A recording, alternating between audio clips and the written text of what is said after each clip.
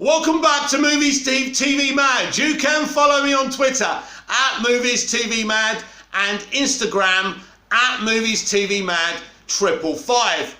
So this morning, I spent the morning watching the first two episodes, or rewatching, should I say, the first two episodes of Crisis on Infinite Earths. And this truly is the origin story of what they're attempting to do at WB with DC. So when you look at that and what they're doing, they're taking their Arrowverse, but they're also doing a multiversal story, which is really important. And we know what happens at the end of that. We see Ezra Miller and Grant Gusting's The Flash meet, which is a huge moment. So that really is kind of the direction we're going now. And so after The Flash will continue the stories that started off. They will have to deal with the fact that the Arrowverse characters think that Earth Prime is the only Earth. That is continuing. And so this is the direction we're going.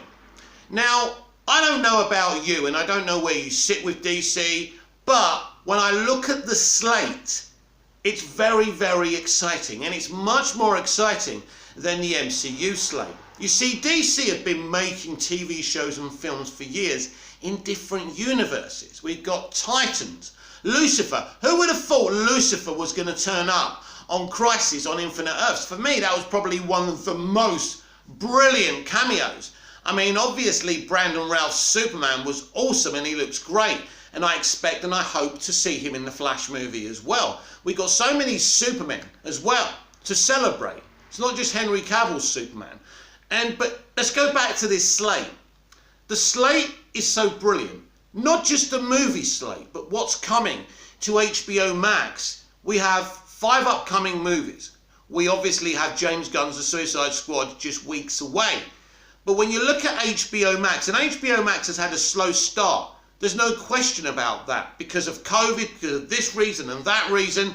But when these DC shows hit HBO Max, the platform is going to be taken on another level. Let's not just talk about Gotham PD and Peacemaker. They've got Batgirl. Then we look at what J.J. Abrams is doing on the platform in terms of DC. He's got a Justice League Dark series. We've got a Zatanna series coming, and we've got a Constantine series coming as well. There's so many things. You know, then we've got a Blue Beetle movie in development. Apparently that will be on HBO Max. That will be huge. He's a very popular character, by the way, Blue Beetle. So the slate is huge. If you look at the HBO Max content and then the upcoming movies, you know, James Gunn's The Suicide Squad, The Batman, Black Adam, Aquaman and the Lost Kingdom, The Flash movie. These are huge projects. And then when you kind of add on the HBO Max projects as well, you see this is very, very special and exciting. Now, people have a go at me when I talk about DC fans. If you're a DC fan, you should be excited about this, but come on. Unless you're incredibly biased, how can you not be excited for this? Because I know some of you are angry about what happened to Snyder, but also you've got to look at it from the point of view of the studio. After all, they are a business. The work that Ann Sarnoff and Walter Hamada have put into this new slate is sensational.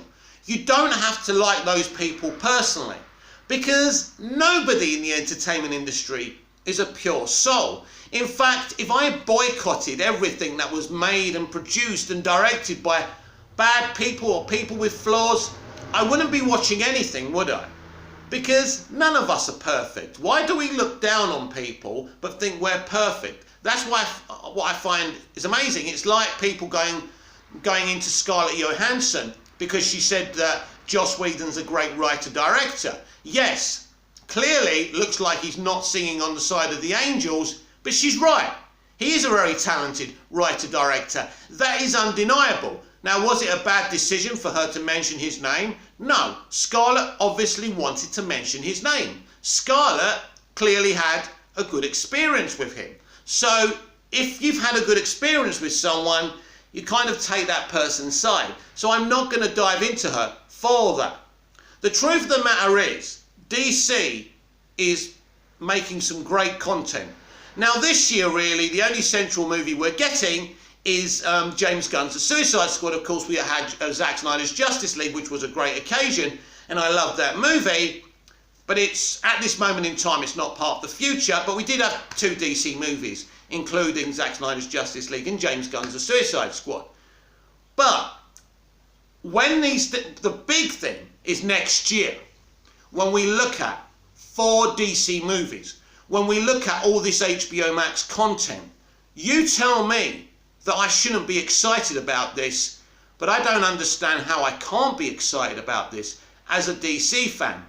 Someone was complaining about James Gunn being excited and thanking Warner Brothers for all the freedom, the artistic freedom they gave him. Well, why shouldn't he? You say that because of the way David Ayer and Zack Snyder were allegedly treated, that he shouldn't have got involved. But let's be clear here. Someone was going to make the next Suicide Squad movie. Do you really think you can destroy this company? Because you can't.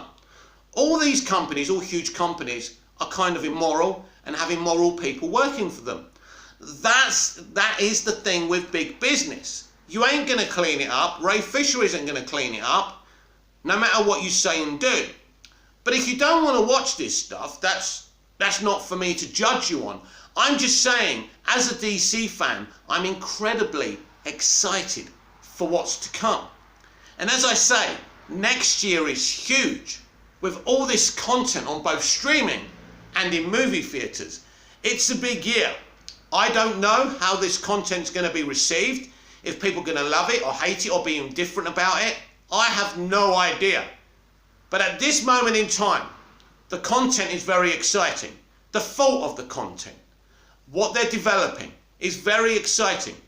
It's going to, this time next year, or by the end of 2022, we're going to be in a very different position. Either Ann Sarnoff and Walter Hamada have hit the jackpot, or they've destroyed the whole thing. But when you look at the work they've put into it, and we won't really be clear on what's going on and how this universe looks like until after the Flash movie, which is incredibly exciting again. Once that movie hits and we get the responses and reactions to that movie, we will know where we are. But for me, it's an incredible slate.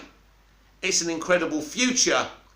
And when I look at it, and I look at what the MCU are doing, and it's great to look forward to what they're doing, I just think potentially the DCEU, the DC live action universe, could be in a very, very different position. You know, the DCEU had an interesting start. Snyder had a unique take on superheroes. But when you're a company who wants to attract a broader audience, that just doesn't work. So they're doing some things. They're doing something very brave, very daring and very risky with the Flash, because for their minds, in their minds, to fix what hasn't worked since the inception of the DCEU. And only time will tell if they are making the right decision here. Now, if you're an overly biased Snyder fan, you will say no, and you will say it's going to fail. My translation is, you want it to fail.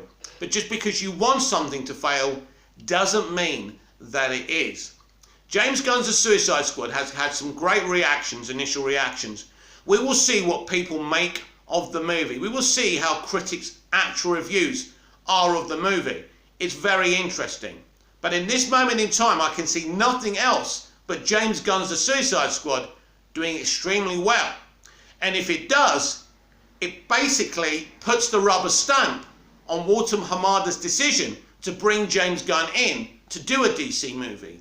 And it says, instead of the propaganda going out there that this guy doesn't know what he's doing, that in fact, he knows exactly what he's doing. Comment down below, like, share and subscribe, and I'll see you again in the next video. See you again soon.